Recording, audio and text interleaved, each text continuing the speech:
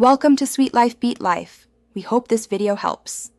In this video, I will explain how to connect your debit card with PhonePe. First, open the PhonePe application on your smartphone. Once inside, locate and tap on the My Money section. From there, you will see an option labeled Debit Cards. Tap this to start adding your card. This simple initial step sets you up for seamless digital transactions. Next, you will need to carefully enter your debit card details. Type in the 16-digit card number found on the front of your card. Then, input the card's expiration month and year.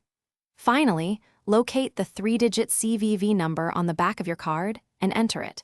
Ensuring these details are correct is crucial for a smooth linking process. After entering your card details, PhonePe will initiate a verification step. A one-time password, or OTP, will be sent to the mobile number registered with your bank. This 6-digit code is essential for security. Simply enter this OTP into the designated field within the PhonePe app and confirm to complete the verification. Congratulations! Your debit card is now successfully linked to your PhonePe account.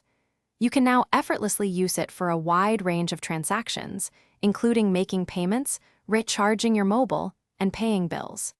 Enjoy the convenience and security of managing your finances digitally with just a few taps on your phone.